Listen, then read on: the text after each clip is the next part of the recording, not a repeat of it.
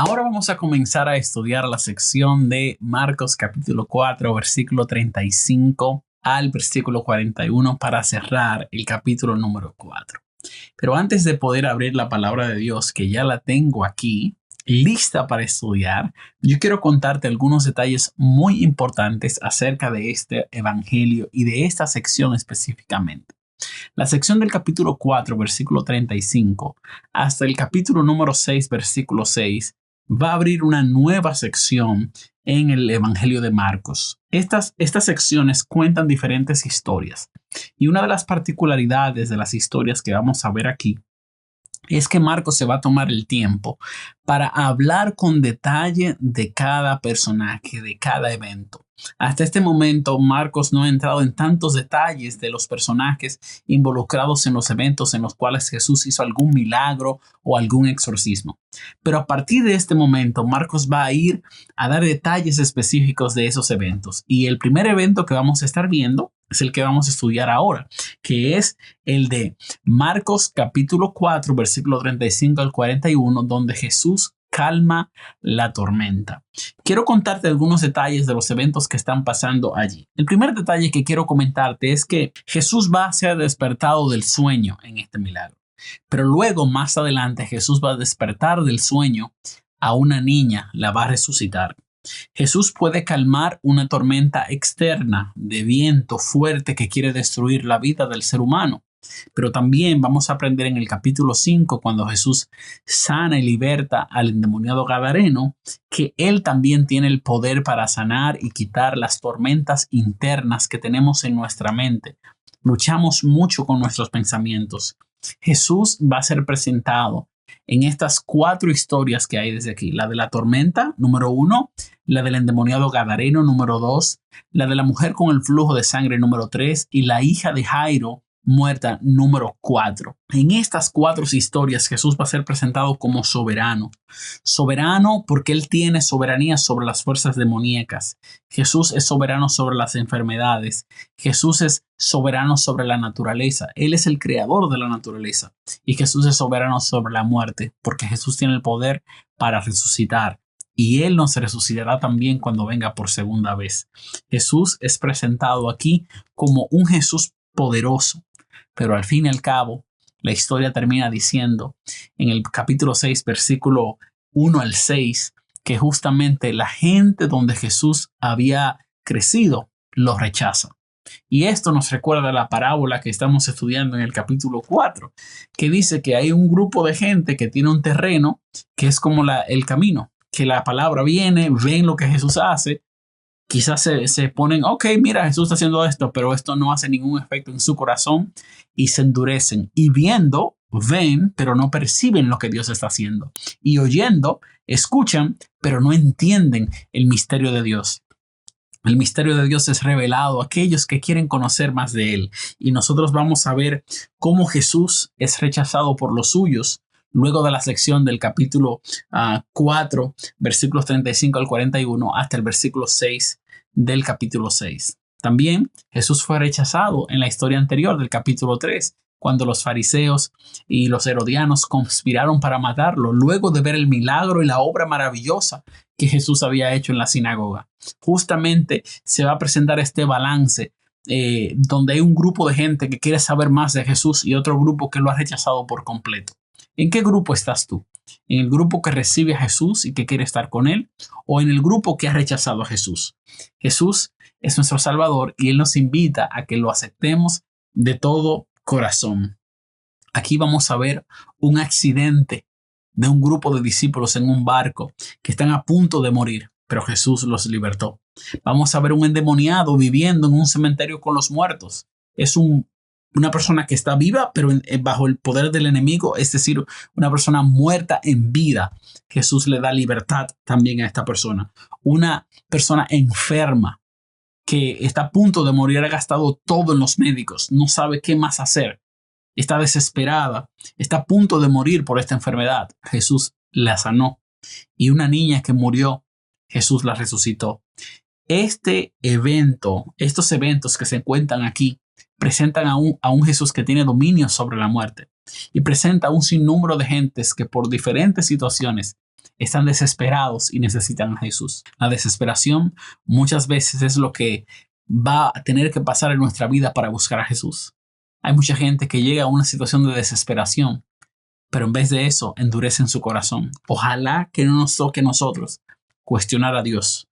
Estos ejemplos son importantes para nosotros porque cada una de las historias en esta sección muestra personajes desesperados, pero que fueron a Jesús. En el capítulo 4, versículo 35, vamos a comenzar a leer la historia de los discípulos y mientras vamos leyendo, te compartiré otras lecciones que también el Señor nos ha dado con esta sección. Versículo número 35 del capítulo número 4. Fíjate cómo aquí vamos a entrar en esta Biblia. Dice que hay un sinnúmero de enseñanzas y controversias hasta el capítulo 8, versículo 26, pero la sección que a mí me gusta es del capítulo 4, versículo 35 hasta el capítulo 6, versículo 6. 4 historias que narran la desesperación del ser humano y Jesús salvándolo. Vamos a comenzar a leer aquí. El día está avanzando. Jesús se ha pasado el día sentado en una barca frente a mucha gente que estaba sentada frente a él en la orilla. Esta gente estaba escuchando a Jesús y Jesús dice en la Biblia que les hablaba en parábolas. Y estas parábolas que Jesús decía básicamente tenían la intención de revelar algunas ideas de el reino de Dios, del misterio del reino de Dios, que en primer lugar estaba siendo revelado en la misma persona de Jesús mientras él contaba las parábolas.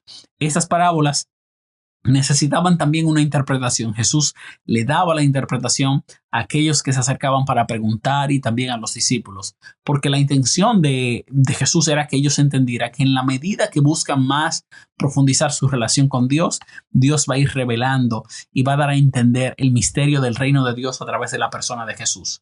El día avanzó, Jesús se pasó el día completo, termina agotado, sin energías, posiblemente con muchos deseos de dormir. Y justamente al finalizar el día, dice el texto bíblico, aquel día cuando llegó la noche, les dijo a sus discípulos, Jesús le habla a sus discípulos, están en la barca, y Jesús le dice, pasemos al otro lado. Esta expresión no tiene mucho, quizás que uno pueda extraerle o entender. Solamente te voy a dar algunos detalles geográficos para que tú puedas entender qué está pasando y te voy a decir qué me llama la atención de la expresión pasemos al otro lado. Si hay algo que a ti te llama la atención con esta expresión pasemos al otro lado del mar, por favor déjamelo en los comentarios para leer qué tan interesante es ese comentario que tienes que hacer acerca de esta expresión. Ellos estaban en el lado occidental, en una región llamada Capernaum, que es la parte oeste, y Jesús les dice vamos a movernos a la parte oriental, que es la parte este, en una región que se llamaba Gadara. Este lago, donde yo estaba, en este mar de Galilea, tenía 20 kilómetros de longitud y 12 kilómetros de ancho. Ellos básicamente van en una dirección diagonal. Están aquí, en una región que se llama Capernaum, y van así hacia el otro lado, una región que se llama Gadara, desde el oeste hacia el este. Sería más o menos desde aquí hasta aquí. Exactamente así. Así que el texto bíblico va a presentar un evento que pasó en este lugar. Pero mientras Jesús va con los discípulos, Jesús es el que invita a los discípulos y les dice, pasemos al otro lado. Esta expresión me recuerda mucho y me lleva a mi mente a pensar acerca del momento en el que Jesús nos dijo, vamos al reino de los cielos. Vamos a caminar hacia el cielo. Y justamente eso es lo que estamos haciendo en esta vida. Estamos preparándonos para caminar al reino de los cielos. Y estamos pasando al otro lado con Jesús. Y pasar al otro lado con Jesús puede implicar que haya muchos desafíos, haya muchas luchas, pero podemos confiar en que Jesús está con nosotros en medio de ese camino. Así como los discípulos aquí van a aprender a confiar en Jesús. Cuando Jesús le dice pasemos al otro lado, nosotros también tenemos que aprender a confiar en Jesús. Veremos que esta historia no es una historia de confianza en el poder de Cristo. Es una historia que necesita ser estudiada para entender que nuestra fe tiene que crecer. El texto bíblico dice, Jesús les dijo a los discípulos, pasemos al otro lado. Una vez despedida la multitud, le llevaron en la misma barca donde él estaba. Recuérdate que los discípulos de Jesús, específicamente unos 4 o 5 de ellos, eran marineros, sabían de pesca, sabían de barcas, sabían navegar en este mar de Galilea. Justamente allí fue que ellos fueron llamados. Y el texto bíblico dice que Jesús lo dejaron en la misma barca, posiblemente con los discípulos, y otras barcas iban con él. Es decir, que la gente continuó siguiendo a Jesús, independientemente de haber estado en la orilla, escucharlo. Ahora barcas van con Jesús a donde Jesús se dirige, pero Jesús estaba aparentemente cansado luego de aquel día. El texto dice que cuando van camino al otro lado, recuerda, es de noche, Jesús está cansado, otras barcas van con él, van cruzando de oeste a este y está con los discípulos en la misma barca donde estaba sentado. El texto dice que se levantó una gran tempestad. Y hay mucha gente que lee esto, tempestad, e inmediatamente comienza a pensar en una lluvia. Comenzó a caer lluvia y comenzó a llover fuertemente y piensan en una tempestad de muchas lluvias, relámpagos sonando. No, ese no es el tipo de tempestad que está pasando aquí. El texto bíblico dice que es una tempestad de viento. Y básicamente la explicación para esto es que este lago, mar de Galilea, estaba en una depresión y el viento entraba y ese viento frío chocaba con el aire caliente del mar y creaba situaciones en aquel lugar por las colinas que rodean a este mar. Y resulta que en este caso dice que hubo una tormenta de viento. Puede entenderse esto como un ley-lapse o un torbellino. Alguna gente le llamaban una borrasca. Algunos le llaman un maremoto por el viento que vino. Entonces este viento hace que las olas se levanten. El texto dice que y las olas azotaban la barca. El viento hacía que el mar levantara olas y entonces estaban inundando la barca hasta el tal punto que ya se estaban casi ahogando, estaban anegando. Esta es la historia que cuenta Marcos capítulo 4, versículo 35. Una historia de una tormenta de viento, la cual hace que el mar comience a mover las olas y el agua comienza a entrar en la barca. Y los discípulos, que son los capitanes, los marineros que van controlando la barca, se ven en una situación muy difícil porque la barca se está inundando y están a punto de anegar. En medio de esta situación, de noche, a oscuras, él, y esto llama muchísimo la atención en la historia, es como que, ¿qué está pasando aquí? ¿Por qué este contraste? Él estaba en la popa durmiendo. Jesús está durmiendo en medio de una tormenta de viento que está haciendo que las aguas entren a la barca. Eso es raro, eso como que llama la atención. Sobre un cabezal, ese cabezal no se sabe si era de madera, lo que sí dice es que Jesús tenía algo en la cabeza y estaba durmiendo, estaba muy cansado. Y dice el texto bíblico, le despertaron y le dijeron. Pero antes de que Jesús despierte, yo quiero decirte que es real que si Jesús está ahí, está durmiendo, los discípulos pueden sentir algún temor, pueden querer despertar a Jesús para que entienda lo que está pasando. Pero ¿qué pasa? Cuando ellos despiertan a Jesús, al parecer esta anegación, este momento, se sobrepuso sobre su mente y ellos dicen, Maestro, ¿no te preocupas si perecemos? Y justamente la forma en la que ellos hablaron dejaba mucho que desear. Voy a darle a los discípulos quizás la razón en el sentido de que ellos tenían una situación, no quería que se saliera de control, querían proteger a Jesús, pero la forma en la que se acercaron a Jesús no se la doy. Es una forma inapropiada. ¿Por qué? Porque se acercan a Jesús cuestionando. Y aquí tengo algunos apuntes que quiero referirme a esto. Los discípulos fallan al tener fe porque le falta confianza en el poder de Jesús. Jesús estaba confiado, estaba durmiendo, estaba tranquilo, porque él confiaba en el Dios Todopoderoso para protegerle. Pero los discípulos, en la forma en la que expresan su queja delante de Jesús, ellos no tenían que presentar una queja, ellos tenían que pedir ayuda. Entonces, en la forma en que se acercan a Jesús, es como si ellos cuestionaran el poder de Jesús. Y Jesús viene con ellos desde hace rato, haciendo milagros, haciendo diferentes exorcismos, mostrándole el poder de Dios. Ellos habían experimentado el poder de Dios. Dios les había revelado el misterio del reino de Dios a través de la persona de Jesús, a través de las palabras de Jesús. Pero en este momento, en este accidente, en esta situación, al parecer, los discípulos estaban equivocados, no confiaron en el poder de Jesús. La falta de fe de ellos viene por no confiar en Jesús. El texto bíblico continúa diciendo, Él se levantó y reprendió. Por favor, yo creo que usted mire los detalles aquí. Él se levantó al escuchar los discípulos, escuchó la queja de los discípulos. ¿A ti no te importa si nosotros vamos a morir aquí en esta barca? Eso fue lo que dijeron los discípulos. Y vamos a ver cómo Jesús reacciona. Él se levantó, reprendió el viento y dijo al mar. Fíjense que al levantarse, Jesús reprende, usa la misma autoridad que para los demonios, que para las enfermedades, sobre el viento y sobre el mar. Y al viento le dijo, cállate. Y al mar le dijo, enmudece, aunque no está muy claro en esta versión. Pero básicamente Jesús le habló al viento y le dijo, calla. Y al mar le dijo, enmudece.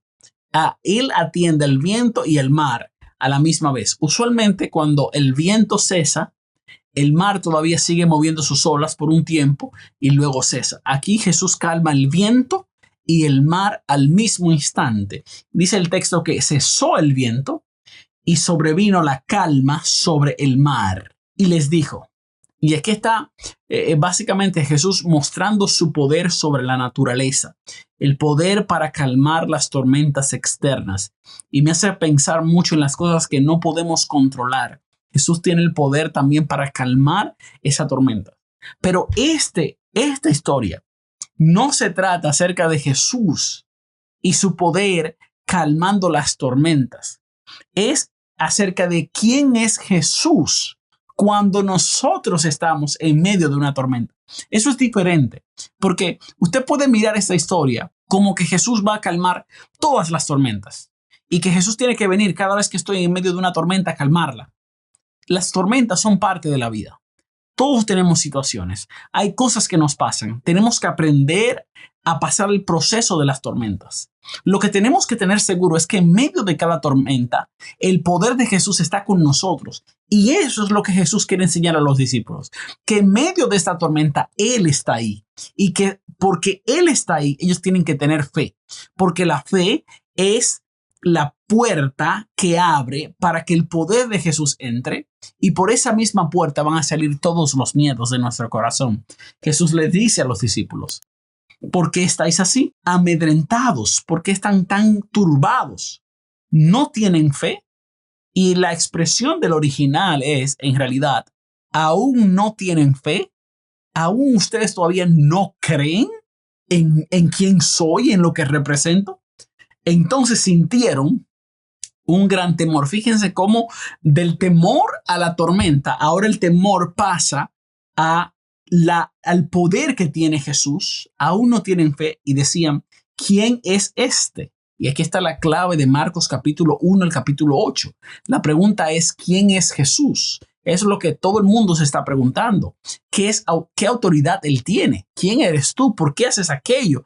Están viendo cuál es la identidad de Jesús. Y los mismos discípulos están haciendo lo mismo aquí. ¿Quién es este que aún el viento y el mar le obedecen? Hablan acerca de alguien que tiene una autoridad superior. Ahora, esta historia nos habla acerca de un Jesús poderoso y nos invita a tener una fe para que el poder de Jesús nosotros podamos reconocerlo. Y al momento de reconocer ese poder de Jesús al lado de nosotros, todos nuestros miedos saldrán por la misma puerta por donde entró el poder de Jesús.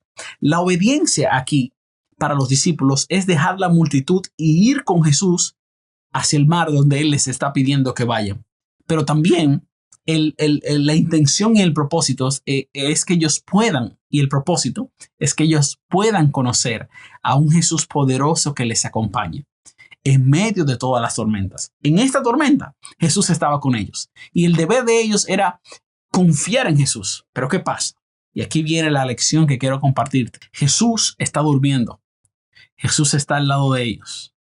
Jesús, ¿cómo ve lo que está pasando aquí Jesús? Como que Dios es nuestro protector y no hay por qué temer. ¿Cómo lo vieron los discípulos? Los discípulos asumieron que porque Jesús estaba durmiendo, a él no le importaba. Ellos asumieron que Jesús es indiferente en la hora del peligro. Y como asumen eso en su corazón, en su mente, en medio de la lucha, entonces vienen a Jesús con una actitud de queja. Por eso le dicen a Jesús, ¿cómo es que tú no respondes a lo que nos está pasando? No haces nada. Como que Jesús era el responsable de la tormenta que estaba pasando.